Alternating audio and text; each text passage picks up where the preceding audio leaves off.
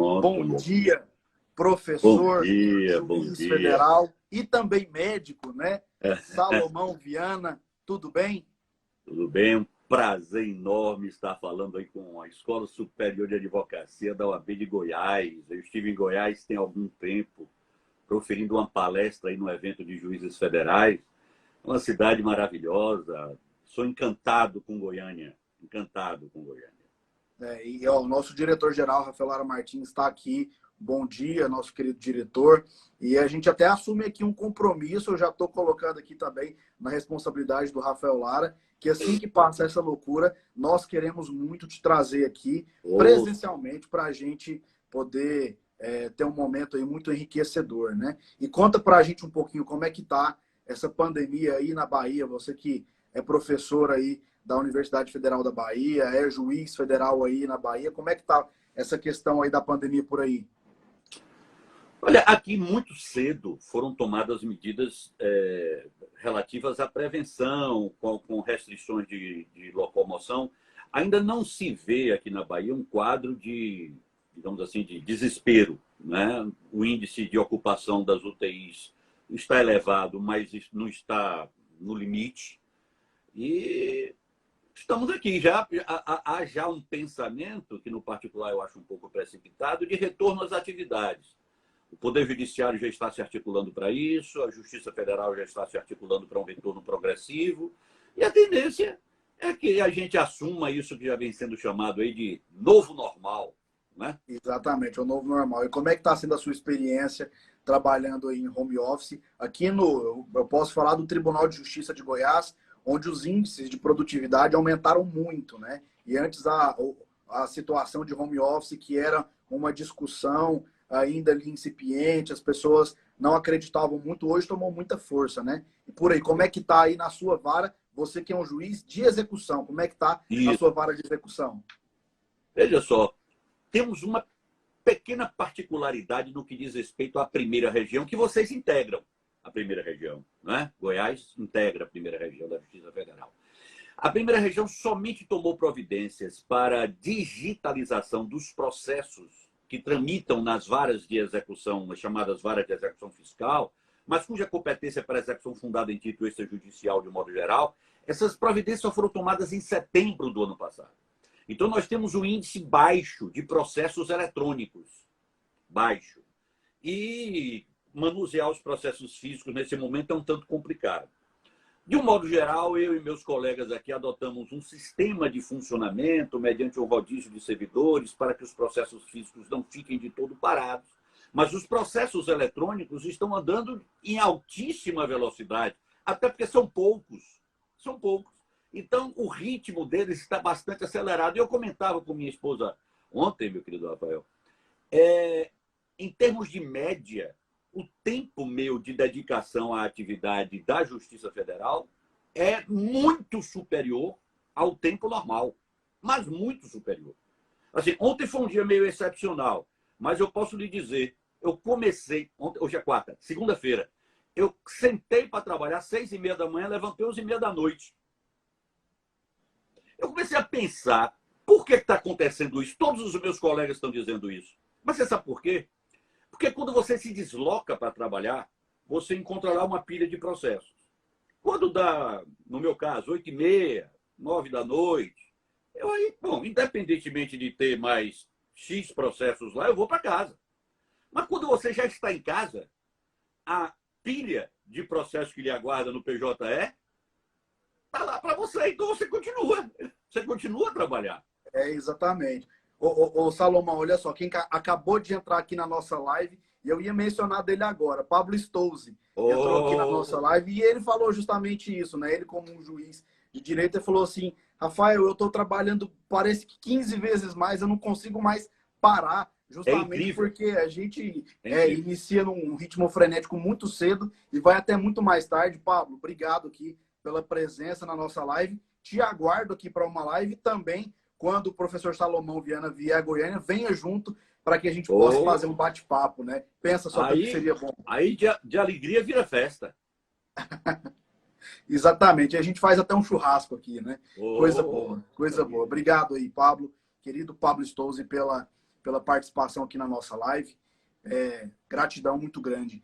Mas, Salomão, você como um juiz de execução, nesse momento de pandemia, eu gosto muito, né, da matéria de execução, é uma matéria que para mim é muito cara, muito querida, é uma das que eu mais gosto, quero dizer, em termos de processo civil. E a gente sabe que nesse momento de pandemia as coisas invariavelmente mudaram um pouco. Qual é a sua visão sobre a aplicação da execução nesse momento de pandemia? A gente consegue manter as execuções como elas eram antes, ou você acha que a gente vai ter que mudar um pouco a sistemática da execução para adequar a um novo momento, inclusive econômico, que a gente passa no nosso país? E antes, deixa eu só fazer um parênteses, eu vou mutar aqui os comentários, só para que a gente possa ver direito, né, a imagem do professor Salomão Viana. Ao final da nossa live, a gente abre os comentários para as participações aí de todos vocês que estão aqui nos acompanhando. Professor. É isso, meu querido Rafael. Veja só, o Poder Judiciário, nem o Poder Judiciário, nem os advogados, normalmente dos exequentes, podem ignorar a situação crítica pela qual passa a economia do país. Né? É verdade que a economia precisa ser mexida, ela é uma espécie de um moto contínuo. Né? Quando você freia, você tem os efeitos reversos. Você tem que manter sempre na economia um feedback positivo. Mas, nesse momento específico, é preciso que se reconheça que a capacidade de pagamento, e aí a gente recai, obviamente, sobre os devedores, portanto, potenciais executados, a capacidade de pagamento está reduzida. E essa percepção, ela é da sociedade de um modo geral. Verifique bem, no Congresso Nacional já tramitou e está nas mãos do presidente da República para sanção uma lei que é um regulamento, né, provisório chamado RJET, o Regulamento Jurídico Especial Transitório para as pessoas jurídicas de direito privado, de modo a disciplinar as diversas relações que estão sofrendo uma influência direta desse momento de crise. O Poder Judiciário não pode fechar os olhos. Então, diante de um exequente, digamos assim, menos compreensivo com o executado, eu, por exemplo, tenho adotado algumas medidas. Eu não estou determinando, pelo menos até o dia 30 de agosto, quando verei então se é caso de rever essa posição, eu não estou determinando a adoção de qualquer medida constritiva. Não estou utilizando o Bacenjude. Isso não se trata de uma medida administrativa dada verbalmente, não. Os meus pronunciamentos judiciais dizem isso, que quaisquer que sejam as medidas constritivas, elas somente serão adotadas a partir de 30 de agosto, 31 de agosto, no final do mês de agosto, de modo a que se espere, pelo menos, que a parte crítica desse momento terrível vivenciado por toda a humanidade passe ou esteja com seus efeitos reduzidos. No final do mês de agosto, eu vou então avaliar se é caso de estender ou não esse período, porque tanto o exequente quanto o executado, eles têm direitos fundamentais. Assim como o exequente tem o direito fundamental, e é importante que a gente reconheça isso. O exequente é titular de um direito fundamental à tutela executiva. Mas, Saló, eu nunca ouvi falar de direito fundamental à tutela executiva. Bom, óbvio que eu não estou falando para você, meu querido Rafael, mas para o nosso público. Se existe um direito fundamental de acesso à justiça, esse acesso à justiça não pode ser formal. Esse acesso à justiça já foi dito tempos atrás por Kazuo Watanabe, que é o acesso a uma ordem jurídica justa. Mas vamos dar um passo além.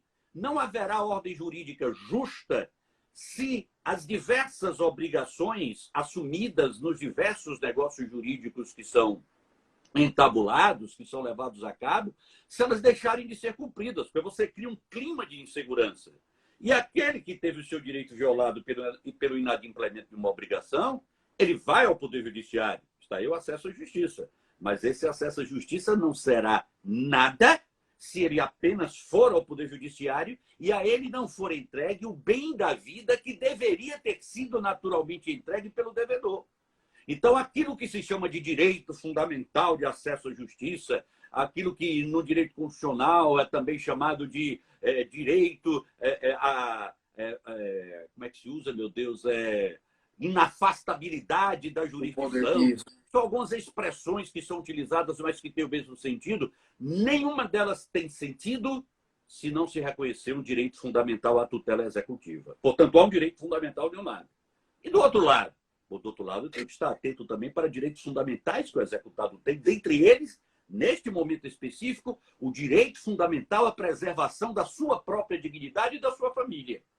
Então, é nessas situações que a gente entra, nós, magistrados, vocês, advogados, fazendo as postulações de modo adequadamente fundamentado, a gente entra em cena para demonstrar ao juiz qual é a providência adequada a ser tomada naquele caso, diante desse quadro de colisão entre direitos fundamentais.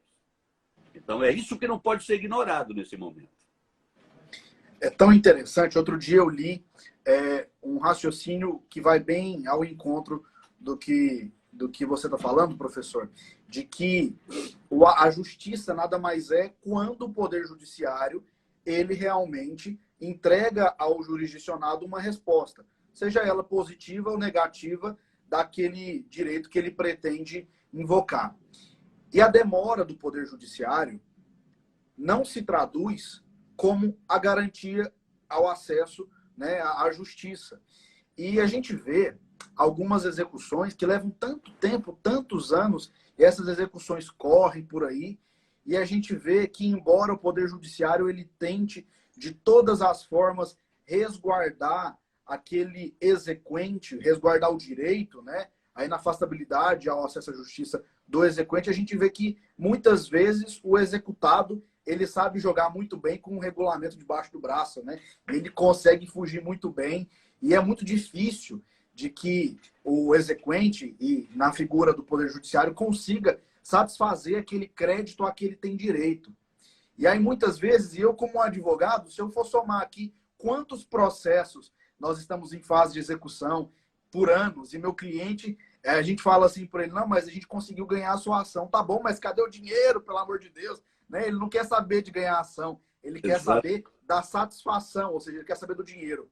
Professor, o que fazer nesses casos onde a demora ela é tão grande? E a gente está falando de pandemia. De um lado, a gente tem o executado, que também tem que ter garantido o seu mínimo existencial. Mas, por outro lado, nesse momento, muitos exequentes eles têm esse crédito para receber como a única garantia de sobrevivência nesse momento de pandemia. É uma dualidade muito louca isso, né? Perfeito. Sua posição é perfeita. Então, vamos tratar aqui, ao lado do direito fundamental do executado, desse direito fundamental do exequente a que eu me referi. Se, de um lado, a gente preserva, na medida do que for possível e necessário, o direito fundamental do executado à preservação da sua dignidade humana, é preciso também se ter atenção ao direito fundamental do exequente e à percepção do seu crédito. E você colocou muito bem, meu querido Rafael. O seu cliente, o cliente dos advogados, ele não quer saber da sentença. Isso me remete a um evento. Olha o que eu vou lhe contar agora. Isso me remete a um evento interessante. Eu estava num casamento, uma festa de casamento. E na mesa havia 3 juízes e uma pessoa que era jornalista, ela não era juíza. E aí, ela, ouvindo as nossas conversas, eu comentava a respeito de um colega nosso que tinha tido um infarto, um sujeito assim que trabalhava sábado, domingo. Ele era todo mundo aconselhava ele que ele parasse com aquele ritmo, e ele tinha infartado naquele momento. E eu comentava, eu falei, acontece que a sociedade, ela não está, olha a besteira que eu falei ao final, viu? A sociedade, ela não está preocupada, e nem tem que estar, se o juiz adoeceu, se o servidor adoeceu. O aparelho judiciário tem que estar adequadamente montado para fazer com que os processos prossigam, independentemente do que aconteça com uma pessoa ou outra.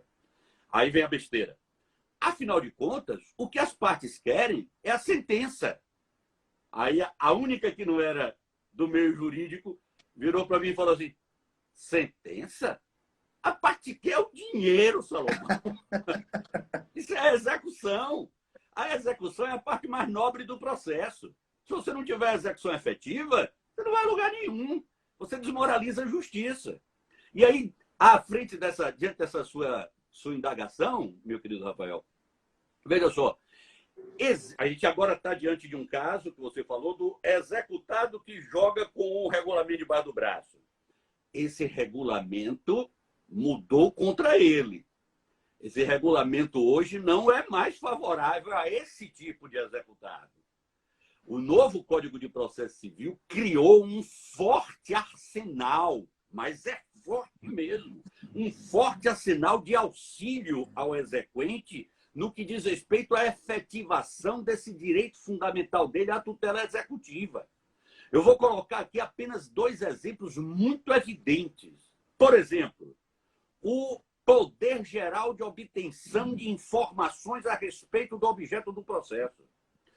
Logo nos primeiros artigos do Código de Processo Civil que versam sobre execução, a execução começa no 771, eu estou aí pelo 773, mais ou menos, há um dispositivo que alude claramente à possibilidade de o exequente requerer ao juiz e o juiz, de sua vez, requisitar a quem quer que seja informações a respeito do executado que sejam úteis para o sucesso da execução.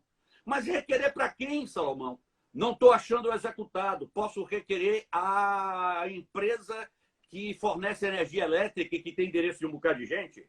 A empresa que fornece água, que dá serviço de saneamento? Eu posso requerer a instituições bancárias. Eu posso requerer requisitar, o juiz já está requisitando, a parte requeriu. A Secretaria da Receita Federal. Aí você pergunta, peraí.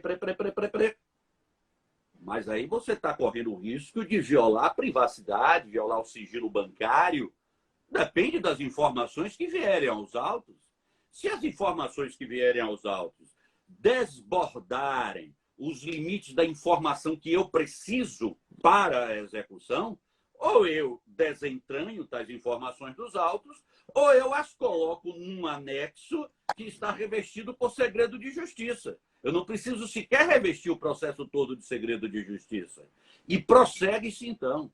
Ao lado desse poder geral de obtenção de informações, você tem ainda, eu falei 2, mas vou falar outras mais aqui, instrumentos de pressão, como, por exemplo, o previsto no artigo 828, que permite ao exequente, pelo só fato de o juiz ordenar o processamento da execução, ou seja, dar o sit-se, permite ao exequente extrair uma certidão no cartório a respeito da execução, com nomes, a identificação do executado e o valor da execução, e o exequente de posse dessa certidão pode averbá-la em qualquer órgão que cuide de registro de bens. Exemplo, Detran. Exemplo, Capitania dos Portos. Exemplo, a ANAC, da Aviação Civil. Exemplo, cartório de registro de imóveis.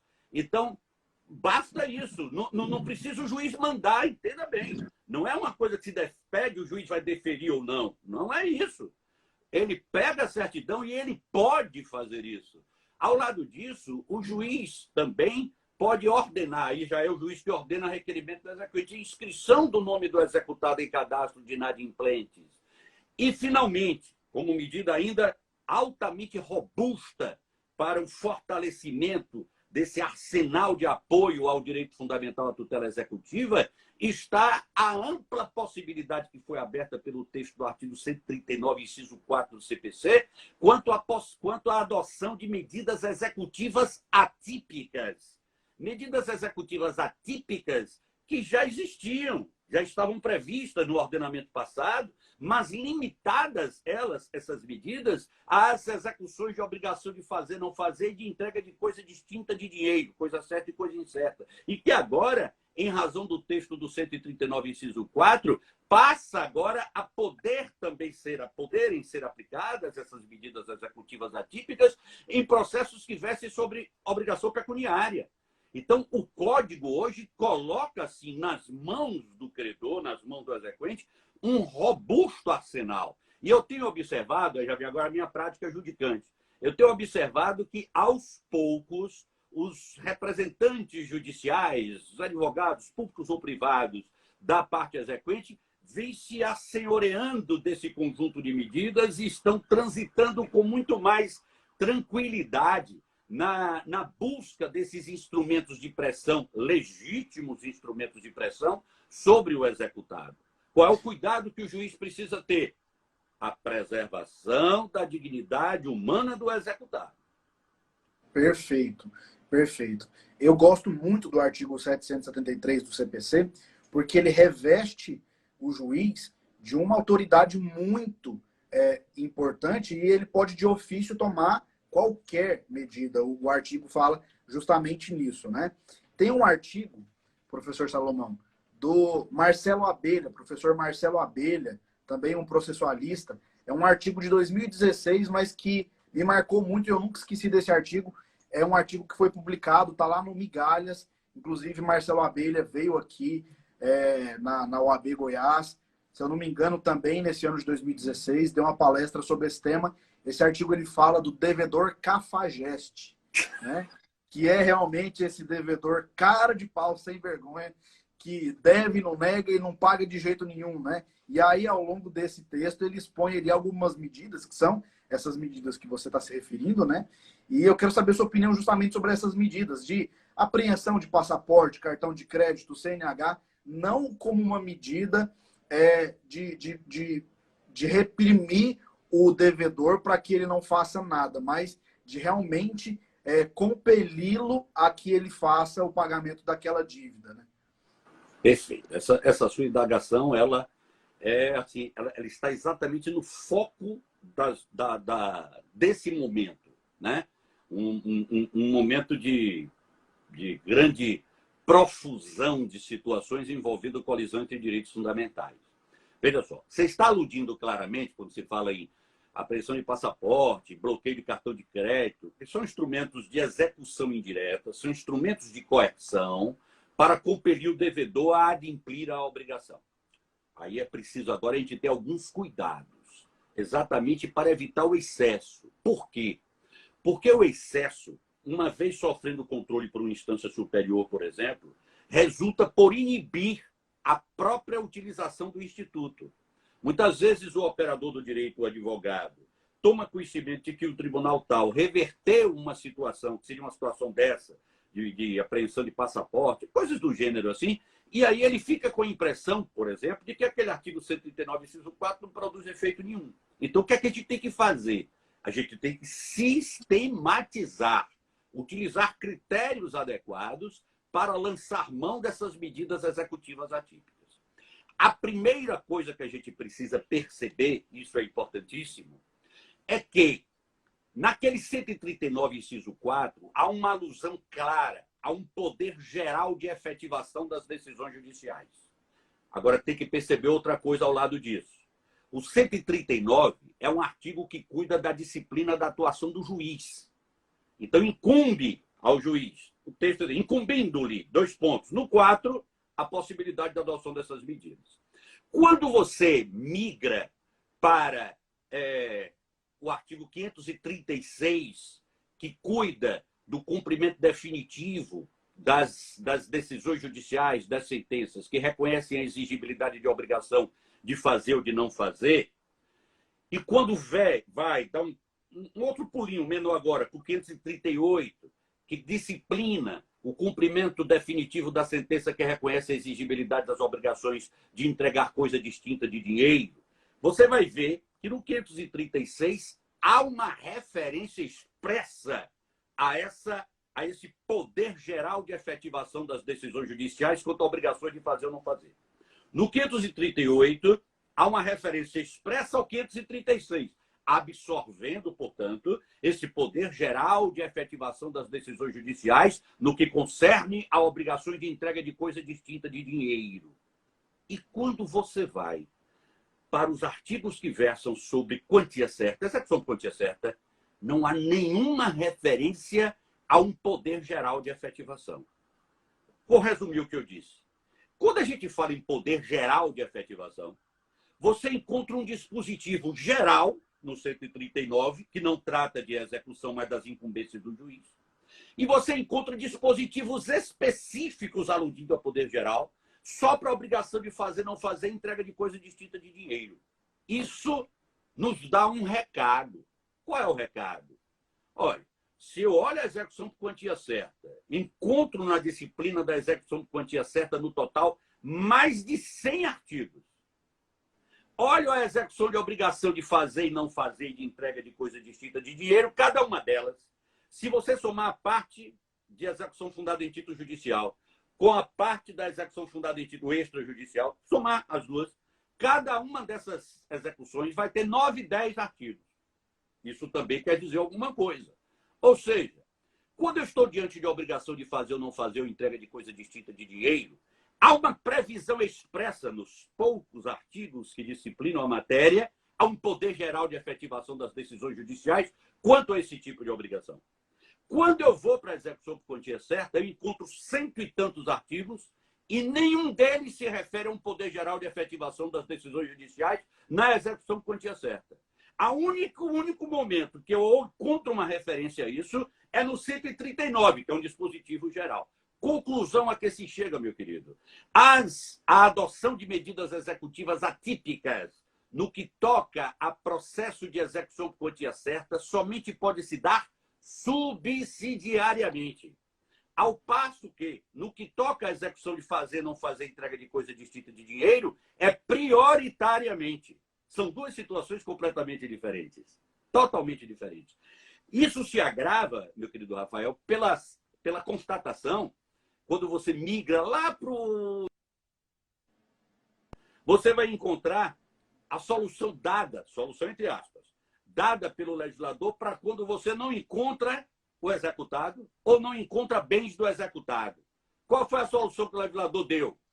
Ele falou o seguinte, ó, suspende o processo por 1 ano, depois de suspenso o processo por 1 ano, arquivam-se os autos pelo tempo que for correspondente ao da prescrição da pretensão relativa à obrigação, e depois disso, ouvida a parte exequente, reconhece-se a ocorrência da prescrição intercorrente. Ou seja, é uma, entre aspas, é o caminho dado pelo sistema jurídico positivado.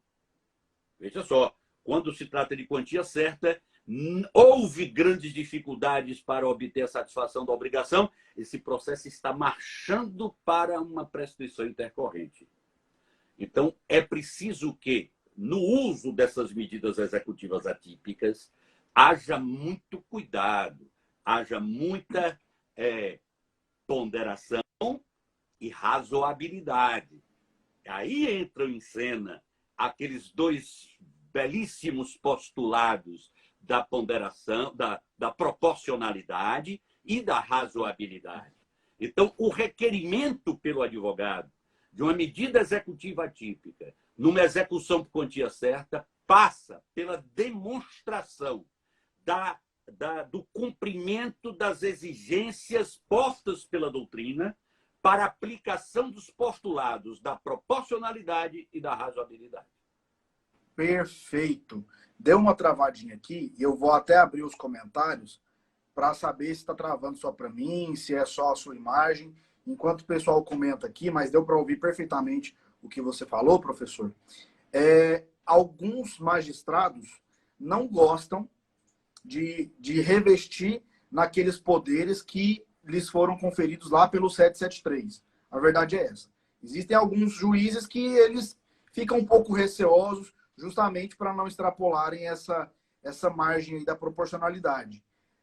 Mas, e aqui eu quero fazer um parênteses, você como juiz gosta de receber uma petição, um pedido bem feito pelo advogado.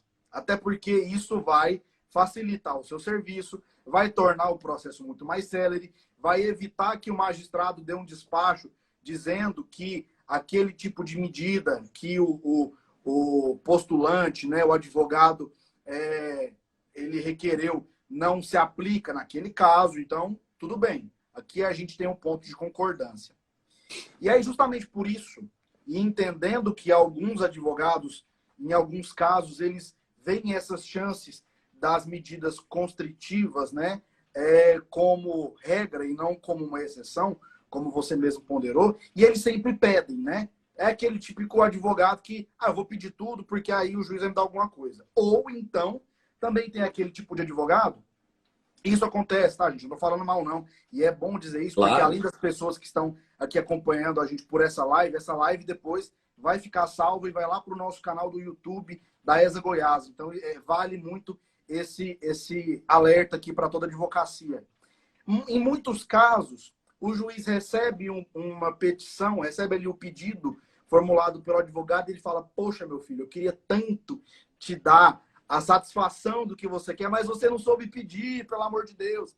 Então, aqui fica um pedido que eu te faço. Nessas situações, né, e eu sei que você deve se deparar constantemente com petições nesse sentido, onde a petição chega e você fala, se você tivesse pedido certo, eu ia te conceder, mas você não concede. E às vezes é por isso que o despacho do juiz vem assim, né? O poder judiciário não é órgão investigativo, né? Então explica para a gente qual é a maneira certa, na sua visão como magistrado, para que o advogado faça esse tipo de requerimento. Então vamos lá. Vamos nos lembrar, primeiro, que o nosso modelo processual, desde a entrada em vigor da Constituição de 88, e agora muito mais claramente com a entrada em vigor do Código, é um modelo cooperativo de processo. O que é que eu quero dizer com o modelo cooperativo? Todos os sujeitos, eu não estou falando a uma cooperação, não estou aludindo a uma cooperação das partes com o Poder Judiciário, como constava no Código Antigo. Eu estou falando de todos os sujeitos entre si, diz o artigo 6º do CPC, devem cooperar para que se obtenha em prazo razoável uma decisão de mérito justa e efetiva. Todos os sujeitos. Todos os sujeitos. Desse princípio da cooperação, meu querido Rafael, decorrem 4 deveres. Eu reconheço a existência de 4, e tendo em vista a importância desse específico doutrinador para o Brasil inteiro e para mim, pessoalmente, que é meu amigo pessoal, esse Fred Didier reconhece apenas 3. Eu reconheço 4. O magistrado, assim como todos os demais sujeitos do processo, na aplicação do princípio da cooperação, deve estar atento ao cumprimento de 4 deveres. O dever de consulta, se ele tiver dúvida, ele tem que ouvir primeiro antes de decidir. Não pode decidir com base na dúvida que ele teve, ou num texto ambíguo. Ele tem o dever de esclarecimento. Então, se o quadro exigir que a parte diga mais alguma coisa que ficou faltando dizer, ele vai solicitar que a parte o faça, assim como a parte pode solicitar para o juiz. Ele tem o dever, ao lado da consulta e da operação, do esclarecimento, de prevenção. Por exemplo, acabei de despachar um processo assim agora, diante de um risco de uma postura adotada pela parte que pode conduzir, por exemplo, o processo à extinção sem resolução do mérito, ele então volta para a parte, olha, você está adotando essa conduta. Se isso acontecer, você vai correr esse risco. Manifeste-se. Prevenção. E, finalmente, esse que é o 4º dever, que eu reconheço existir e que, por exemplo, o Fred não reconhece, que é o dever de auxílio.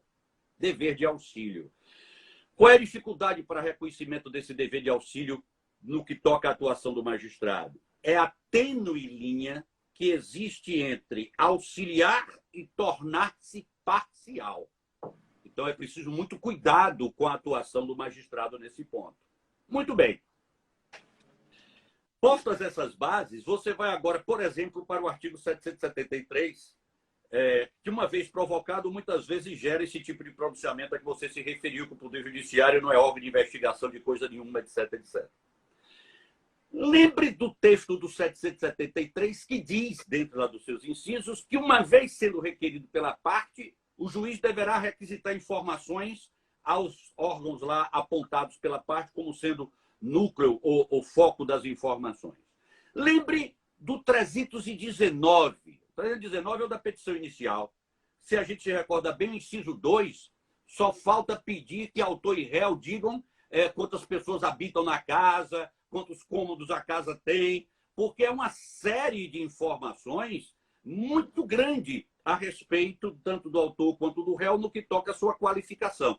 Esse 319, nos seus parágrafos, expõe claramente a obrigação, melhor, o dever do Poder Judiciário de cooperar para a obtenção daqueles dados capazes de viabilizar a citação. Não precisa sair colhendo tudo, contanto que se chegue aos dados mínimos que permitam que a citação aconteça. Está lá claramente. Aquilo ali é regra de concretização do princípio da cooperação. Como é regra de concretização do princípio da cooperação, esse poder geral de obtenção de informações. Ao magistrado não é dado mais ignorar o fato de que ele atua no processo em regime de paridade.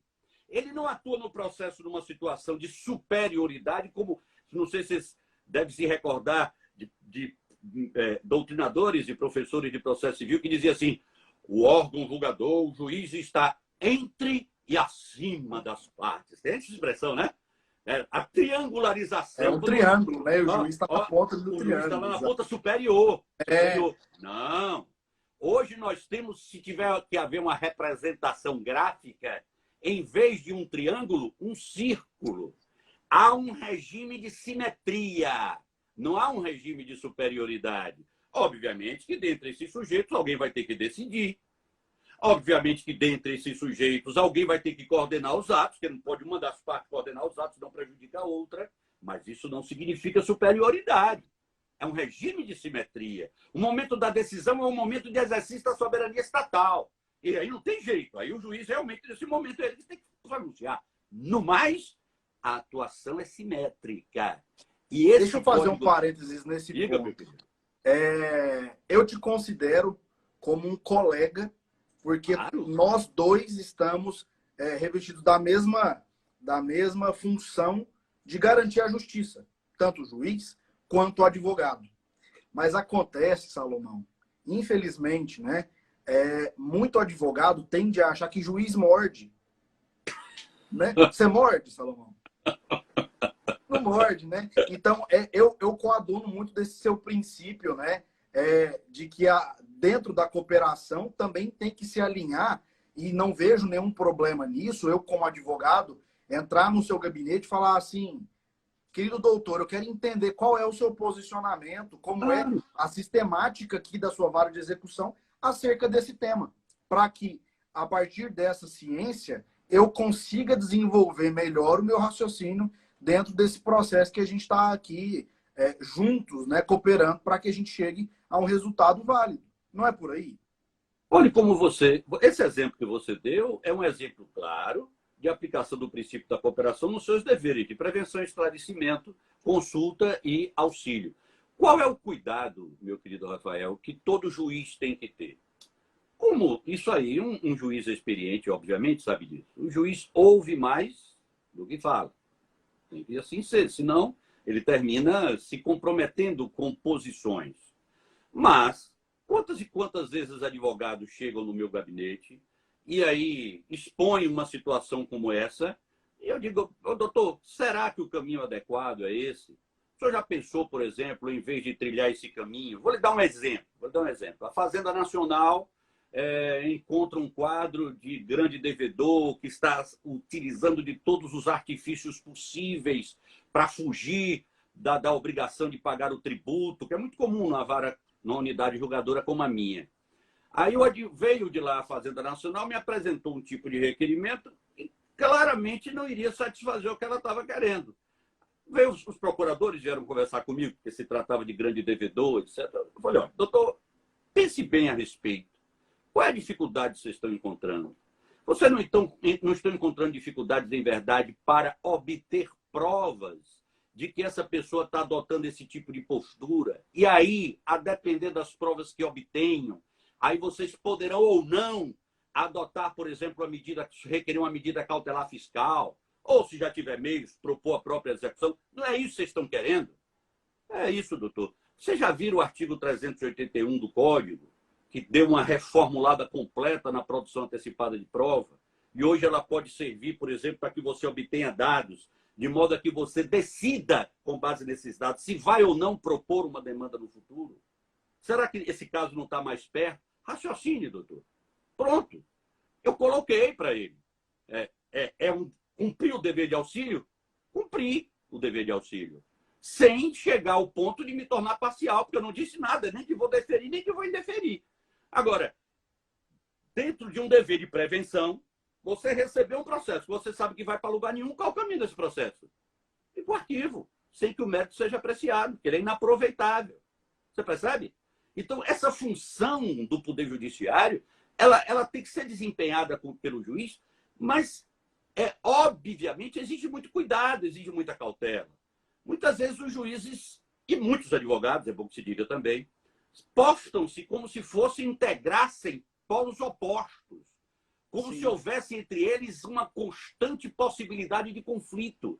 E não é assim que as coisas funcionam. Isso não deveria acontecer nem com a parte contrária, a parte diversa, em um processo. Exatamente, exatamente. Então, tudo depende de um equilíbrio, meu querido. De equilíbrio e, acima de tudo, da boa utilização do direito. Não é? Da boa utilização do direito. O que é que eu chamo de boa utilização do direito? O advogado postular responsavelmente. E o juiz decidir fundamentadamente. E quando eu falo em fundamentadamente, é com fundamentação convincente. Muitas vezes meus colegas dizem assim, é impossível cumprir aquele parágrafo primeiro do artigo 489. Eu digo assim, aquele parágrafo primeiro não mudou a vida nossa em uma gota. É a mesma coisa de sempre. Ele não alterou a nossa vida em nada. Tudo que está ali dizendo no artigo 489, parágrafo primeiro, como sendo o que não é decisão fundamentada, nunca foi decisão fundamentada. Ah, Saló, mas tem aquele inciso 4 que diz que o juiz tem que se manifestar sobre todos os argumentos que a parte trouxer. Calma. Não diz que tem que se manifestar sobre todos os argumentos que a parte trouxer. Diz que o juiz, se posicionar da maneira A, tem que afastar todos os fundamentos trazidos pela outra parte, capazes isoladamente de infirmar a conclusão a que o juiz chegou. Mas isso, meu querido Rafael, não é do direito, não. Isso é da vida. Isso é da vida. Qualquer pessoa que na vida não haja assim, como está no inciso 4 do parágrafo 1º do 489, é uma pessoa prepotente. Eu sempre gosto de dar um exemplo que eu acho interessante.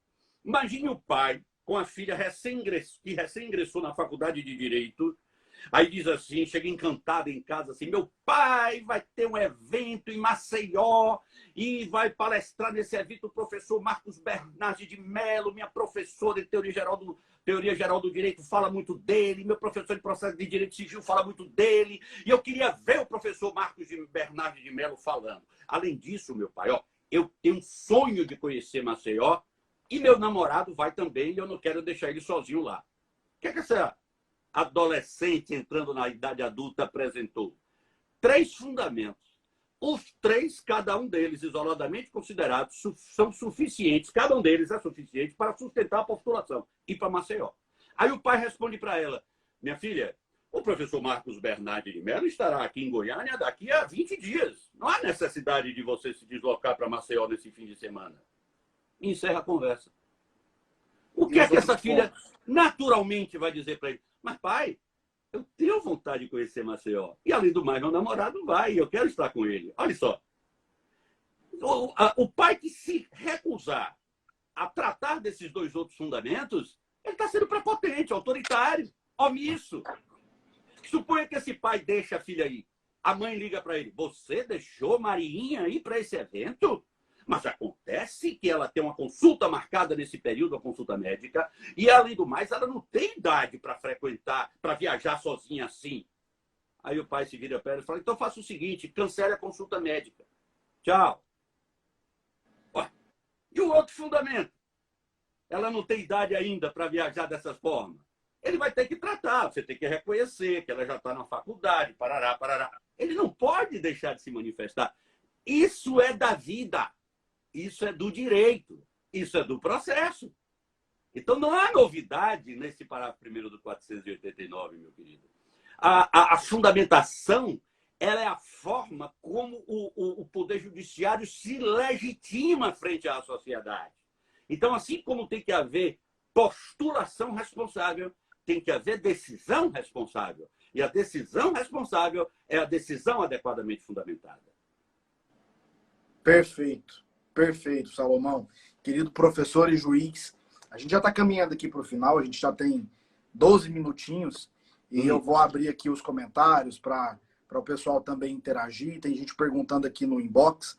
E enquanto eu abro aqui, também confiro as mensagens, voltando no tema, né, da pandemia. E a gente sabe que o momento pós-pandemia trará um aumento significativo de processos e, Sim. sobretudo, de execuções, porque se a gente falar nos inadimplementos, né, contratuais, nas resoluções contratuais, que têm em si cláusulas de multas, e esses contratos eles serão executados, enfim, infinitas são as possibilidades. Se a gente for pensar nisso, eu digo que o cenário ele é tenebroso, porque hoje nós temos aí aproximadamente 80 milhões de processos judiciais em todo o país.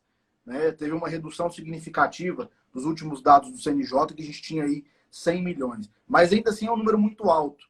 E a sua visão, enquanto magistrado, frente a esse número e frente a essa ameaça real de um aumento significativo dos processos.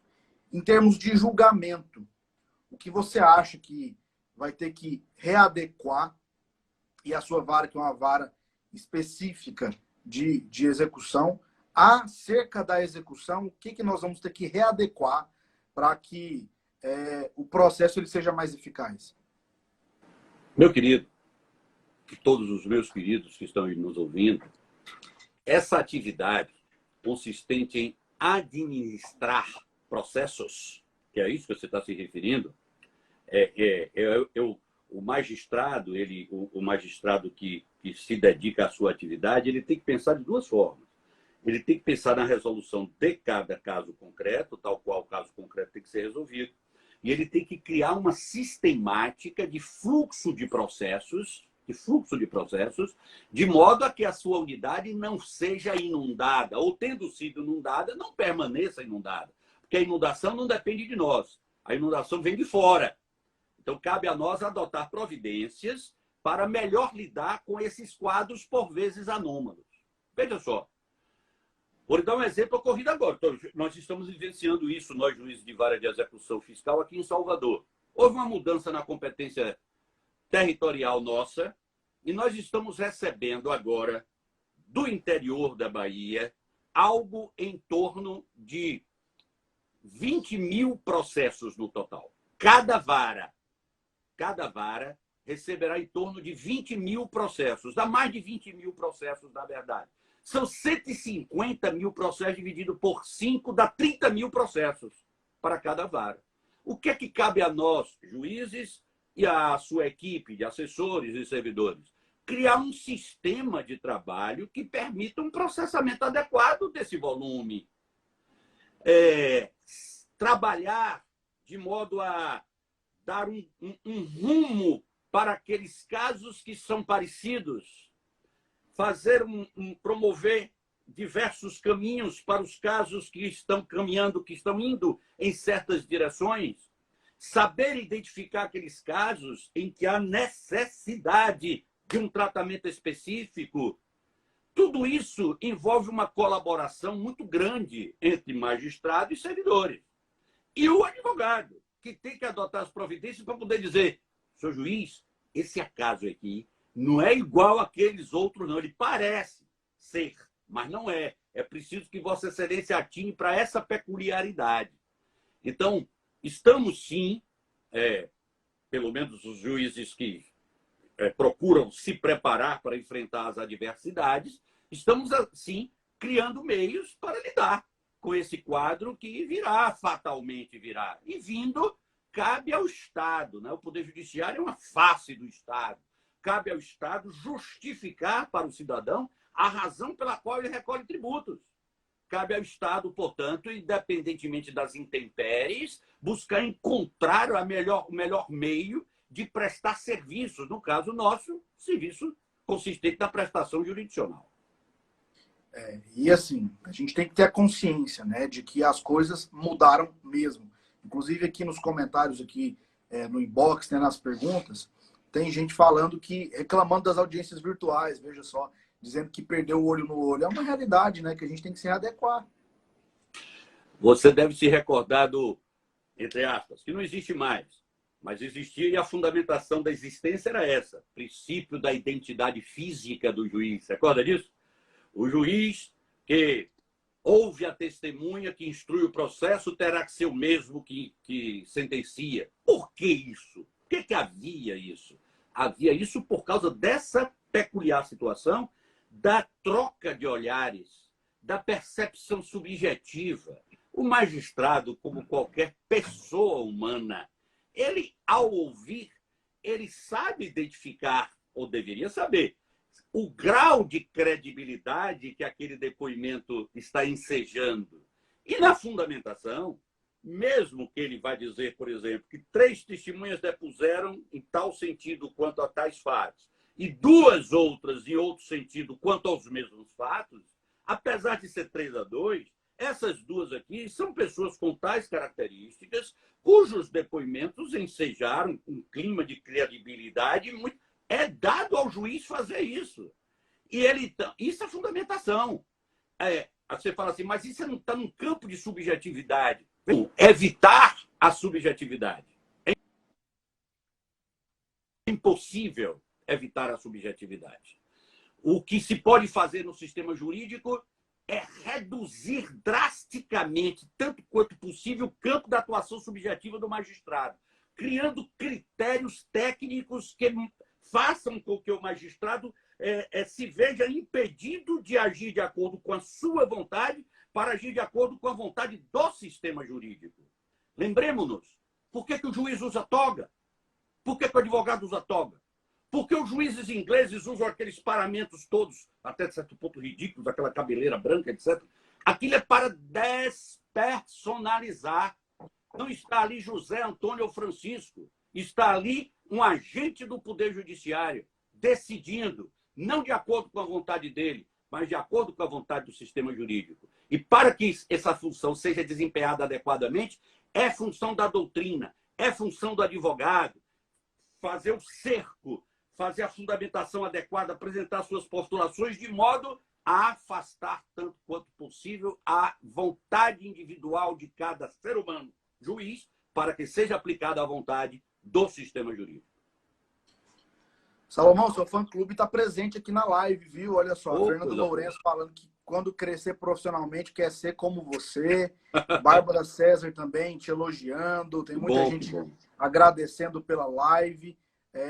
E a gente já caminhando para o final aqui desse nosso bate-papo, dessa nossa live, que para mim foi um prazer incrível, foi muito enriquecedor, uma delícia realmente de conversa, mas já caminhando para o final, e aí eu abro espaço para as suas considerações finais, para tudo isso que nós falamos aqui, todo esse momento que nós estamos vivendo. Agradeço novamente pelo convite aceito, né, de participar aqui da nossa live. Espero que muito em breve estejamos juntos aqui na ESA Goiás para a gente poder debater mais. Agora 10h57, faltando aí 3 minutinhos para a gente encerrar nossa live, que já o Instagram derruba a gente. Professor. Isso.